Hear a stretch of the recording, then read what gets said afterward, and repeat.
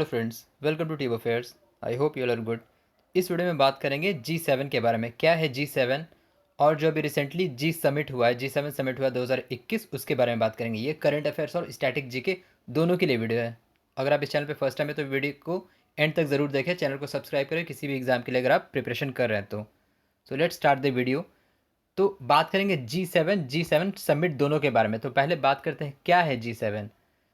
तो जी क्या है, ग्रुप, और साथ रिप्रेजेंट करता है मेंबर कंट्रीज जो है। तो G7 जो है एक इंटर गवर्नमेंटल इनफॉर्मल ग्रुप है, ऑर्गेनाइजेशन है 7 देशों का, 7 कंट्रीज, जिसकी स्थापना हुई थी 1975 में। तो इसमें कौन कौन से देश हैं? USA, France, Germany, Italy, Japan, UK और कनाडा। तो 7 देश का एक समूह है जिसको कहते हैं G7, group of 7 countries, 7 richest democracy of the world.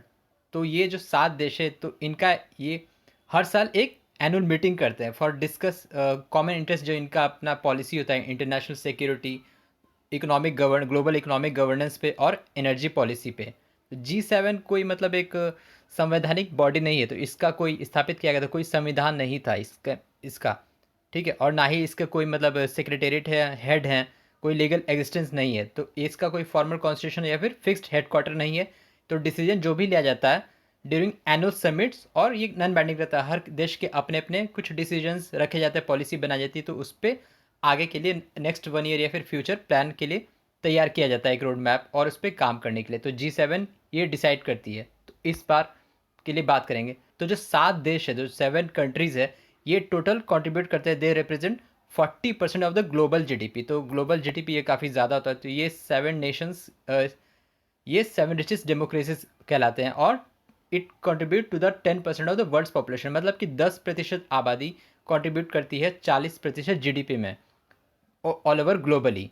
तो जी सेवन एक्चुअली ये बहुत पहले था G8 कुछ सालों के लिए, मतलब कि 17 के लिए ये G8 था, क्योंकि पहले इसका मेंबर रशिया भी था। तो जब रशिया था 1997 में रशिया ज्वाइन किया था इसको। तो रशिया को एक्सपेल कर दिया गया 2014 में, क्योंकि due to the suspended over the annexation of Crimea region, जो कि यूक्रेन से था। तो उसके लिए, उस वजह से जो एनेक्सेशन हुआ था, तो रशिया को 2014 में इससे बाहर निकाल दिया गया था। 97 में रशिया भी ज्वाइन किया था, तो उससे पहले ये G8 कहलाता था। और हिस्ट्री में जाएंगे तो 1975 में ग्लोबल इकोनॉमी जब रिसेशन ये सब था, और ओपेक बॉडीज़ का जो काफ़ी डाउनफॉल चला था, उस समय जो एनर्जी क्राइसिस और इकोनॉमिक क्राइसिस था, तो उस समय जो यूएस ट्रेजरी के सेक्रेटरी थे जॉर्ज सुल्ट्स, उन्होंने डिसाइड किया था कि एक सभी मेंबर, जो इंडस्ट्रियल डेमोक्रेटिक के मेंबर सब साथ मिलकर आए और एक ग्रुप बनाए। तो उस समय गठन हुआ था कि 6 ग्रुप का। उस समय कनाडा ज्वाइन नहीं किया था। तो 1975 में उस समय कनाडा ज्वाइन नहीं किया, 76 में कनाडा आया, और 76 में कनाडा आया तब जाके ये बना, Canada was invited into the group, जो कि ऑफिशियली फॉर्मेशन हुआ G7 का। तो उसके बाद जब पहले 6 देशों मिल के कनाडा को छोड़ के सभी गठन किए इसका, तो फिर फाइनली कनाडा इसको ज्वाइन किया था, तब जाके ये ग्रुप ऑफ 7 G7 ये बना।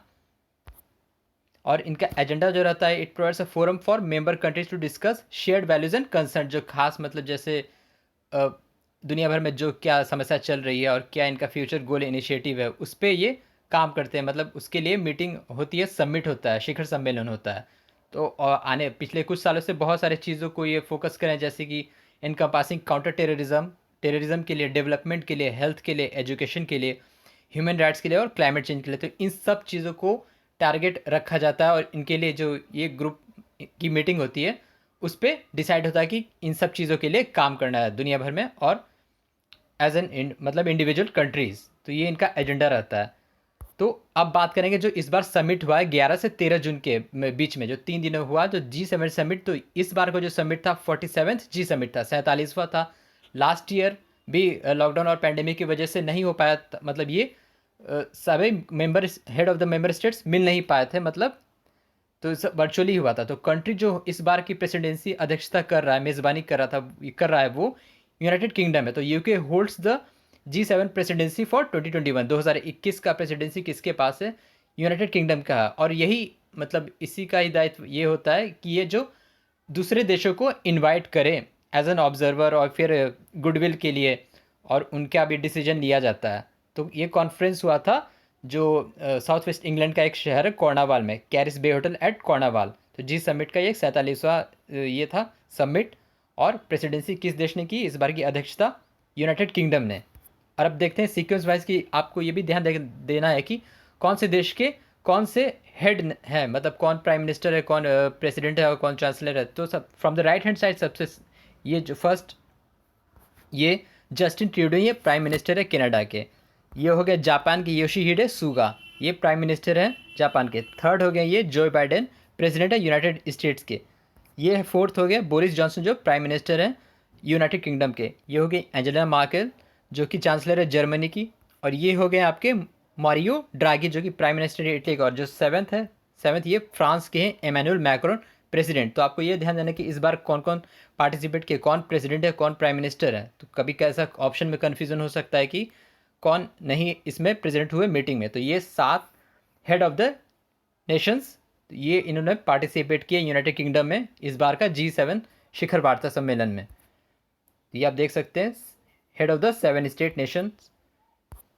और यूनाइटेड किंगडम ने इनवाइट किया Indian prime minister Narendra Modi को on 12 and 13 June virtually as a guest to attend the 47 G7 summit. तो भारत के अलावा और जो 3 देशों को इनवाइट किया गया वो था ऑस्ट्रेलिया, साउथ अफ्रीका और South Korea, invited to participate. और साथ साथ एज यूरोपियन यूनियन, तो 2 मेंबर यूरोपियन यूनियन से भी थे। तो यूरोपियन यूनियन को भी हर साल आमंत्रित किया जाता है for the proceeding of the summit as guest countries. तो ये सारे गेस्ट कंट्रीज थे। और जो संस्था है यूरोपियन यूनियन, उसको भी हर बार, इस बार तो ये 4 थे। इंडिया लास्ट टाइम कब अटेंड किया था? 2019 में India last attended G7 summit कब अटेंड किया था? फ्रांस के बैरिट्स में 2019 एज अ गुडविल पार्टनर। तो ये जो प्रेसिडेंसी होल्ड करता है वही इनवाइट करता है दूसरे देशों को। और यूरोपियन यूनियन हर साल हिस्सा लेता है इस मतलब समिट में। तो समिट का एजेंडा और थीम क्या था ये भी इंपॉर्टेंट है। जो थीम था इस बार का बिल्ड बैक बेटर। तो बिल्ड बैक बेटर, तो United kingdom has outline 4 priority areas. तो अपनी अध्यक्षता में 4 खास मतलब एरिया पे ध्यान दिया। जो क्या था? पहला, leading the global recovery from corona virus while strengthening resilience against future pandemics. मतलब कि भविष्य में महामारी के विरुद्ध मजबूती लाना है और कोरोना से मतलब वैश्विक सुधार को उसका नेतृत्व करना है। दूसरा था promoting future prosperity by championing free and fair trade, मतलब मुक्त और निष्पक्ष व्यापार का समर्थन और भविष्य में समृद्धि देना। Tackling climate change and preserving the planets biodiversity, जलवायु परिवर्तन से निपटना और जैव विविधता का संरक्षण करना। और आखिरी, championing shared values and open society, मतलब साझा मूल्यों का और खुले समाज की हिमायत करना। तो ये 4 मतलब प्रायोरिटी एरिया था जिसने यूनाइटेड किंगडम जो एजेंडा तय किया था बिफोर द मतलब on the eve of the 11th of June. फिर इसमें हिस्सेदारी ली इंडिया के प्राइम मिनिस्टर नरेंद्र मोदी ने 12 और 13 जून को वर्चुअली। तो prime minister Modi attend summit highland, उन्होंने एक मोटो दिया, वन अर्थ वन हेल्थ मंत्र इन हिज एड्रेस। मतलब कि अब जो ग्लोबल पैंडेमिक है, वैश्विक महामारी, मतलब सबको मिल के उसे लड़ना निपटना है। और जो वैक्सीनेशन का भी प्रोसेस ये चल रहा है उसको और बढ़ावा देना है। तो जो उसको और बढ़ावा देना, तो इसमें भी क्या क्या था? PM sought G7 support to proposal moved by World Trade Organization by India South Africa for patent waiver of COVID related technologies। Covid related technologies पे फ्री वेवर मतलब विदाउट टैक्स ये करना है इन वर्ल्ड ट्रेड ऑर्गेनाइजेशन, जो कि decision था India और south Africa का। G7 समिट में prime minister explain the India successful use of open source digital tool, मतलब कि वैक्सीन मैनेजमेंट का कॉन्टैक्ट ट्रेसिंग के लिए ओपन सोर्स डिजिटल टूल का भी सक्सेसफुल यूज़ हो रहा है, उस पर भी उन्होंने बात कही। और इसके साथ साथ Australia PM refer to his discussion with prime minister Modi earlier about trips waiver and conveyed strong support of Australia, मतलब कि large scale of vaccine production के लिए उसमें मदद करेगा भारत को। Prime minister Modi also during participation, ये तो पहले किया कि उन्होंने एक मोटो दिया, one earth and one health in his remarks. और इसको बैक किया जर्मनी के चांसलर, और मतलब काफ़ी ज़्यादा सराहा जर्मनी और फ्रांस ने इस पे। और G7 on Saturday unveiled US led plans to counter China infrastructure funding to poor nation, मतलब कि चाइना का जो बेल्ट एंड रोड इनिशिएटिव है उसको काउंटर करने के लिए इस G7 ने B3W लॉन्च किया, मतलब कि बिल्ड बैक बेटर वर्ल्ड। तो चाइना को भी काउंटर, जो मतलब इकोनॉमी इंफ्रास्ट्रक्चर जो बढ़ रहा है, बेल्ट रोड इनिशिएटिव और जो भी ये हो रहा है, उस पर भी बात हुई कि हाँ जो इन्वेस्टिगेशन होना है कि कोरोना वायरस का ये सोर्स कहाँ है, उस पर भी बात हुई इसमें।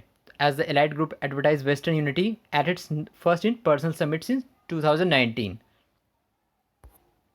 तो G7 leaders discuss the 100-day mission to have safe and effective vaccine. तो इस पर बात किया गया कि 100 days of a future pandemic threat being identified.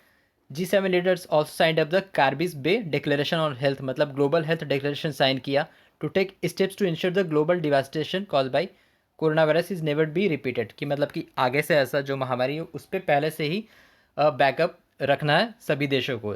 और फिर इसमें यह डिसीजन दिया गया कि UK will donate 100 billion surplus corona virus vaccine dose to the world within next year. और सभी जो G7 मेंबर स्टेट थे उनका डिसीजन था कि टोटल वैक्सीनेशन 2022 तक मतलब पूरा करना है दुनिया भर में, 2022 के एंड तक टोटल वैक्सीनेशन पूरा करना है।